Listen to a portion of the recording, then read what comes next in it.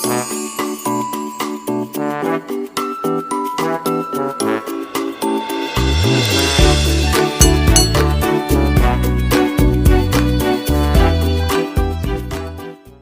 guys! Welcome back to our YouTube channel. For today's video, we'll be sharing with you our room makeover.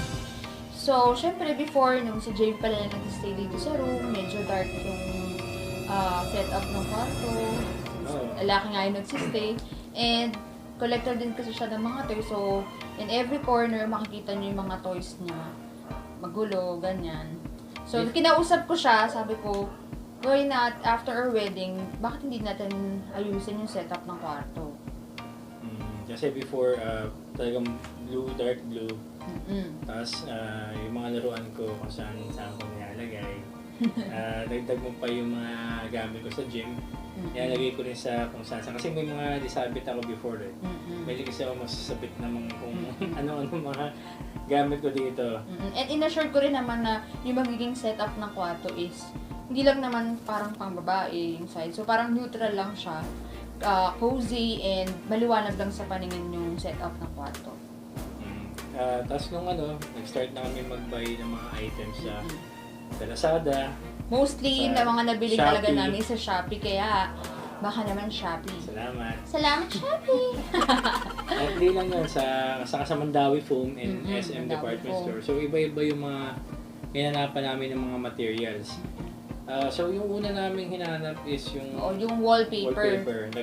Nag-usap kami kung anong Kung anong kulay, color yung maganda. saka kung ano yung combination ng colors na maganda.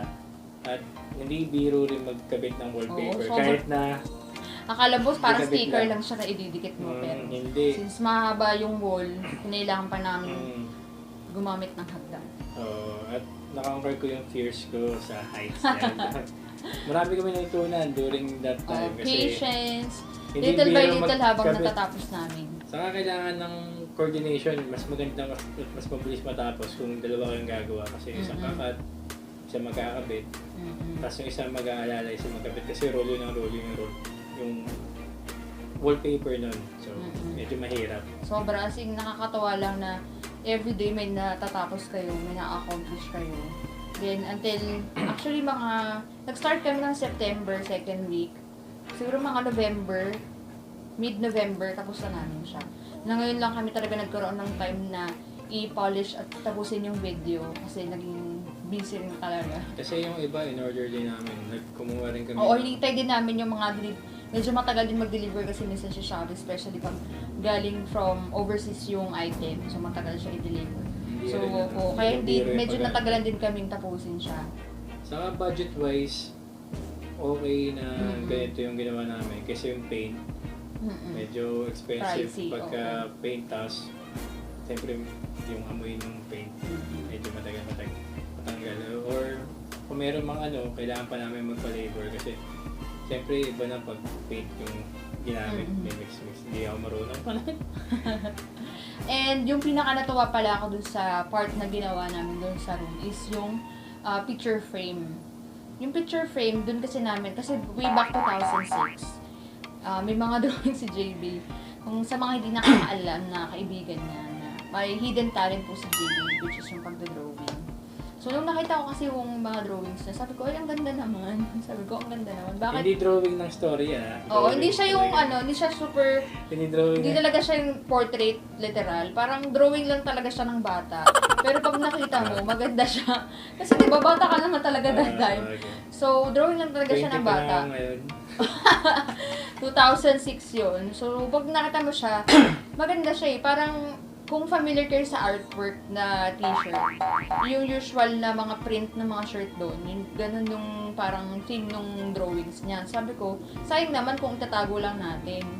So sabi ko, why not, ilagay natin siya sa picture frame, tapos i-add natin siya sa design ng room.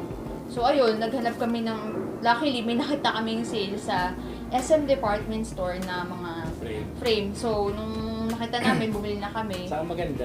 Maganda siya. Maganda yung quality niya and yung design ng frame, simple lang. And actually, kinulangan pa nga kami sa picture frame kasi medyo marami yung drawings na naipon ng JB noong 2006. Nakakatuwa lang kasi sabi ko, in the future, kapag nagkaanak na tayo, or kapag nagka-apo na tayo, nakikita nila yung drawings na nasabi nila, ay, si Lolo pala, magaling pala mag-drawing. O kaya, si Papa pala or si Daddy pala, magaling pala mag-drawing. So, ayun. So, huwag na natin patagalin, guys. Let's jump into the video. Please continue watching.